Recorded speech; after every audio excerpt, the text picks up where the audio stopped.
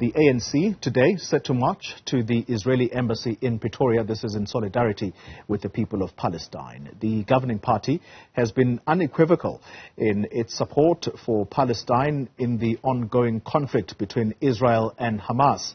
Thousands of people have died since the militant group launched a surprise attack on Israel almost 2 weeks ago. In retaliation, the Israeli military has continued the bombardment of Gaza. The ANC says its demonstration will highlight the plight of the Palestinian people and has called for peace talks to resolve the conflict.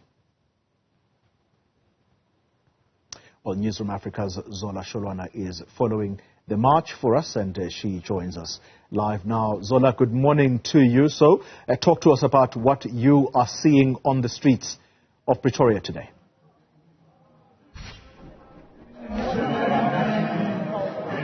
Well, Polly, the march is expected to resume any time from now. We are told that the ANC will be heading to the embassy later on, but there's going to be a short briefing by the Deputy Secretary General Newzroom shortly, just to present a clear stance of the ANC in this regard, and also the context of today's march. Actually, we were told that any time from now we should get ready to make our way to the embassy. And I'm joined by Mahlengi. Thank you very much for your time. I mean, obviously, your stance as the ANC has been clear at this point. You also mentioned that one thing that you'd like to see is really peace between two states. But rather, if you could just clarify your stance at this point. Our stance has always been consistent. The people of Palestine deserves to live in a state of their own, with universal suffrage, being able to vote freely, being able to exercise their social, economic and political rights in an environment where there is no colonizer. And so we declare that Israel, and we have done so before, is an apartheid state. We are now joined by, as you can see, faith-based communities that have joined up with the ANC to heighten the campaign for the liberation of the Palestinian people.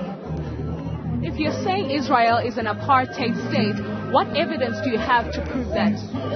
Well, any state that colonizes another state and that uses several laws to discriminate a people of a particular persuasion, any state that takes away the rights of those people that are indigenous people in Palestine is an apartheid state.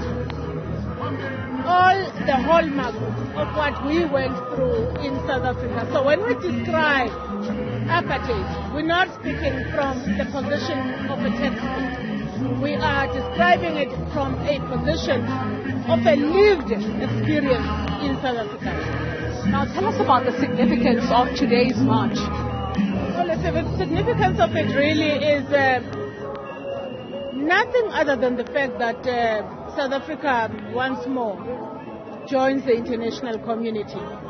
We have been campaigning, we have been picketing, we have been making submissions through the UN.